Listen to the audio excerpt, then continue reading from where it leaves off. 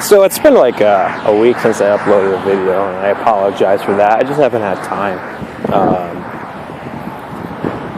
It's been really busy. I got promoted at my job, which is good. Excited. Showing off my new haircut. Not that anyone cares. I got like 5 subscribers. That's alright. Anyways, what I want to talk about today is the interesting chain burn deck that sided in the Injector engine. It's pretty curious, and I'm kind of wondering why people haven't thought about that before. Kind of like, I don't know, there's been that idea that I've been working on, in a sense. Just because I think, it's kind of curious that you side in a whole entire kind of like, a different style of deck. And there's not that many decks that can change so dramatically because there's a couple of reasons why. First off, that being the side deck. Not the side deck, the extra deck. One, I think it's the real hindrance because really you limit yourself to basically what you can play. Sometimes you have to combine side decks, and it's really difficult to do such because again, it's just you can't fit everything in. However, there's been one exception that I've been testing, and I feel is very interesting to this whole Akimbo type theory, where you play 2 decks and you start off with one, and then you side into it completely different. It uses pretty much all the same extra deck monsters except for a varied 2. So instead of playing a 15-card extra deck, you play a 13-card extra deck in reality. And that has been a Constellar, vice versa, or Bujin. You lead off with either Bujin or Constellars, and you side into the other. Okay, do you think that can work? Yeah, and I really do think I can. I can for a couple of reasons. One, because they practically run a very standard set of spell and traps. It's very generic. And I think I found a way where the whole side can be attributed to, again, basically either Bujin or Constellar. So again, there's a lot of flip-flopping you can do. People say, oh, well, Rhoda doesn't count. You have a dead Rhoda. I'm like, not really, because most people only run 1 Bujin Carnation, so you switch the Rhoda for Bujin Carnation. You have 3 cows, which basically become your 3 Yamato. You run Honest already, and you don't need to side out the Honest. Why would you do that? 2 of the Pollux can become one of your Mikazuchi, and the 3rd Pollux can become the other one. What's its name? The new one. Then you're like, oh, well, what about all the hand traps? Most times you're going to run 3 Algidi and 3 Sombre. So let's think about that for a minute. You got 6 other cards.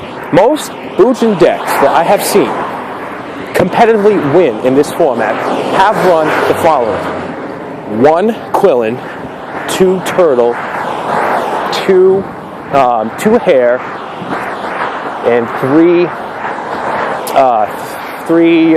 crane. 3 of that crane thing. Okay, so that's the only Bujin things you have. So you think that's 6 cards right there. Okay, so you switch the Sombre for the crane. Boom, there you go. Most people run Thunder King in most Constellar decks. You switch the Thunder King out for one of the Hares. Then you get 3 cards left over. And you can switch out one of your main board MSTs for the Quillin, because you really don't need the extra popping, right? So in a sense, it's very symmetrical. You exchange the Rhoda for the Bujin Carnation. That's all you need. You already got your tankies. You're probably going to run your upstarts. You blow the back row. And again, the extra deck is really pretty simple, don't you think? The only 2 cards that you cannot use in Bujin that you would have in the extra deck would be the 2 Constellar Pleiades. And the only 2 cards you could not use in the Constellar version are the Susanoo. You can use the Omega in Bujin. You can use the Kagutsuchi in Bujin. You can use the Tsukiyomi in Constellar. You can use the Kagutsuchi in Constellar, right? Omega, And the M7's pretty live. You can make Omega. And then it'll go, by the way, the Gaia Dragon, go over M7. Don't you think? Just a thought. Plus, they both run level 4s. The only really level 4s you need probably are the Cowboy, or Dweller, or 101, Exciton Knight if you want. I mean, to be honest, I don't even like Direwolf in this deck. Anyways, I've been rambling on for about 5 minutes, but if you think about it, in theory, I mean, you start off with Bujin. You're like, oh shit, let's do this. Aside from Light Imprisoning Mirror, by the way, which shouldn't be a problem, to be honest with you, because you are main boarding MST. Quillen is in there. It's okay. Let's calm the hell down. It's actually a plausible theory. And I've had this idea prior to people running that Inzector chain burn thing. And him signing that in the Inzectors, it completely takes your opponent by surprise. I'm just saying. Maybe I'm stupid. I'm not sure. Oh, you're going to side against this. But when you're playing a completely different deck, right? When you go into side, what do you think when you're siding? You're trying to shut down the other deck. You're trying to stop him from making their plays. If you're siding in for the wrong deck, right? You're siding in for the wrong deck. Whether you start off with, I mean, to be honest, this is what I would do. I'd start off Bujin, then switch into Constellar, because they're probably going to side in a lot of stupid stuff trying to stop that Yamato play. Debunk doesn't hurt. Debunk does not hurt Constellar at all. Not one damn bit. Nope. And I've seen Debunk being used as a counter to the Cranes, the Hares, the Turtles, all that crap. So, I mean, in the end, it's an interesting theory. Is it going to work? Not so much. Do people going to catch on? Yeah, but guess what? The funny thing is, I'm like, oh, you're signing in 15 cards against me. That's a little suspicious, granted, but at the same time, it's very unexpected. I have not seen it before, and I'm just curious and interested. That's all. I'm just very curious to see. I'm actually going to do some testing. See how it goes. May not work. May or not. I mean, I don't know. Just an idea. Tell me what you think about it. Tell me if you think I'm completely, ridiculously, utterly a moron. Or does it have some legitimate background? Or is there some legitimacy to this idea? Let me know. Let me know in the comment sections below. Thank you, gentlemen. I got a haircut. I just want to let you know. I look professional for my new job.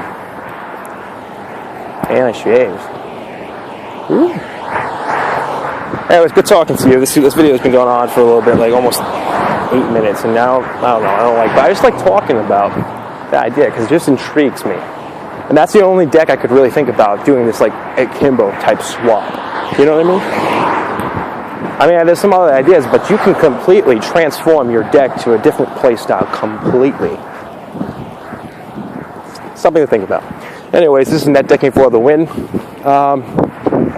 To those who have not already done so, or seen the brilliant work that this guy, Chris Keiko, does for ARG and their play mats, they're fantastic. I don't know about you, but I had one commissioned. It's really awesome, I think. I don't know, it's a fanboy thing, but I get it. I'm gonna, when it's done, it should be done very soon, according to, again, it's projected, so, I'm not worried, like, if it doesn't get done, like, on the 12th, I'm not that concerned. At the same time, I understand he's busy, and I'm dragging this video out, great. But, I'm just saying, it's gonna be awesome. I cannot wait to show this off. Saw the sketch, it looks fantastic, and it will definitely be linked. So go subscribe to Chris Keiko. If you want to play Matt, go to this guy. This guy he's got very fair prices for the work he does, and the work is very beautiful. It's fantastic. So yeah, anyways, go check him out. Subscribe to him. And again, I'll talk to you guys later. Peace.